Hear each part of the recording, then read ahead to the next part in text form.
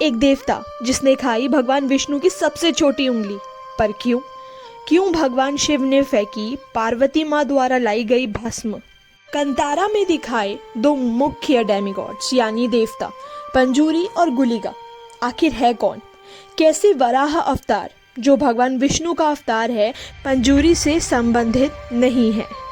आज इस वीडियो में हम पंजूरी और गुलिगा के बारे में जानने का प्रयास करेंगे। तो चलिए शुरू करें। हर हर महादेव। ये कहानी शुरू होती है तब से जब एक जंगली सुअर के 5 बच्चे होते हैं। एक बच्चा उनमें से पीछे छूट जाता है, बाकी सब आगे निकल जाते हैं। वो बच्चा वहीं रह जाता है। माँ पार्वती एक बार धरती पर भ्रमण करने आती है। तभी माँ पार्वती की नज़र उस बच्चे पे पड़ती है। वह उसकी दयनीय स्थिति पर दया करके उसे अपने साथ कैलाश ले आती है और उसका लालन पालन करती है। धीरे धीरे वह जंगली सुअर बड़ा होने लगता है। वह उसके दांत बढ़ते हैं। जैसे नवजात शिशु के दांत आने पर वह हर चीज़ को चबाने लगता है, ठीक वैसे ही जंगली सुअर भी कैलाश की सारी फसलों को तबाह करने लगा था, क्योंकि उनके दांत आने लगे थे। जब कैलाश की सारी फसल नष्ट होने लगी, कैलाश को वह नष्ट करने लगा, तब भगवान शिव को यह सब देख के अत्यंत क्रोध आया और उन्होंने उस जंगली सुअर के बच्चे को उठाकर धरती लोक में फेंक दिया और उसको यह कार्य दिया कि अब से तुम इस क्षेत्र की रक्षा करोगे। तुम धरती पर धरती वासियों के लिए उग रही वनस्पति, उनकी खेती की रक्षा करोगे, उनके क्षेत्र की रक्षा करोगे और तुम पूरे क्षेत्र के दैव कहलाओगे। श्रोताओं, पंजूरी का मतलब ही होता है जंगली सुअर। ऐसे जंगली सुअर को भगवान शिव ने एक क्षेत्र का रक्षक बनाया, जिसको आज हम पंजूरी के नाम से जानते हैं, जिसे दक्षिण में बहुत ज़्यादा माना जाता है। पर ये तो हुई पंजूरी की कहानी। पर क्या आप जानते हैं पंजूरी और वराह अवतार अलग अलग हैं।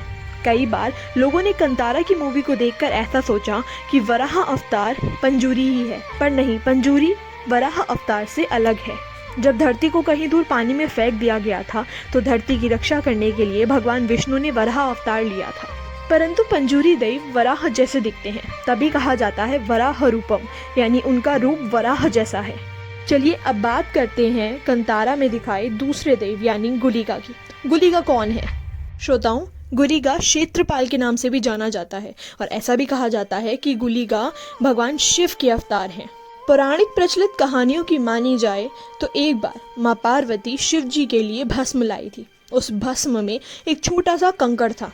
जब शिव जी ने वह भस्म अपने माथे पे लगाई, तब उन्होंने कंकड़ को उठाकर नीचे फेंक दिया। उसी कंकड़ से गुलिगा का जन्म हुआ। वह बहुत भूखे थे। वह हर जगह जाके सिर्फ खाए ही जा रहे थे और वह हर चीज़ नष्ट कर रहे थे। अब इन सब चीज़ों से तंग आकर गुलिगा को भगवान विष्णु की सेवा में लगाया गया, पर वहाँ पर भी गुलिगा सारे ही विपरीत काम करने लगा। अब इस बात से तंग आकर भगवान विष्णु ने गुलिगा को श्राप दिया कि तुम नैला उला नाम की राक्षसी से जन्म लोगे धरती लोक पर। 9 महीनों तक नैला उला की कोख में रहने के बाद जाका उदर फाड़ के बाहर आने का निर्णय लिया। ऐसे नैला उला का वही अंत हो गया। अब गुलिगा का जब जन्म हुआ तब वह बहुत भूखे थे। जब भगवान विष्णु देखते हैं कि गुलिगा की तो भूख ही नहीं मिट रही, गुलिगा सारी फसलों को नष्ट कर चारों तरफ तबाही मचा रहे होते हैं, जब ये भगवान विष्णु अपनी हाथ की निचली उंगली उन्हें खाने के लिए देते हैं। अब भगवान तो अनंत है, भगवान की उंगली देते ही जैसे ही गुलिगा उसको स्पर्श करते हैं, उसको खाते हैं, इतने में ही गुलिगा की भूख शांत हो जाती है। अब देखकर चारों तरफ की फसल नष्ट हो चुकी है, पंजूरी आते हैं और पंजूरी और गुलिगा में भीषण युद्ध होता है। अब भगवान आके लड़ाई रुकवाते हैं और कहते हैं गुलिगा को कि अब से तुम यहाँ के यानी इस क्षेत्र के, जहाँ पर पंजूरी को देव की तरह पूजा जाएगा, वहाँ के क्षेत्रपाल होगे, यानी क्षेत्र रक्षक होगे। श्रोताओं, ये थी गुलिगा और पंजूरी की कहानी। गुलिगा और पंजूरी आज भी आते हैं, अपने भक्तों की सारी समस्याओं का हल करते हैं, उनकी क्षेत्र की, उनकी फसलों की रक्षा करते हैं। और इन्हीं सब चीज़ों को बहुत ही सुंदर तरीके से दिखाया गया है कंतारा में। कंतारा ये तो सिर्फ एक कहानी थी जो कि एक बहुत ही सुंदर फिल्म की वजह से हमारे सामने आ पाई। पर क्या आप जानते हैं सनातन धर्म में ऐसी बहुत सी प्रचलित कहानियाँ हैं जिसके बारे में हम कम ही जानते हैं। परंतु मैं पूरी कोशिश करूंगी कि अपनी अगली वीडियो में आपको ऐसे ही बहुत सारी कहानियों से रूबरू करवाऊं। आज के लिए बस इतना ही। आप सभी से मैं आज्ञा लेना चाहूँगी। हरे कृष्णा।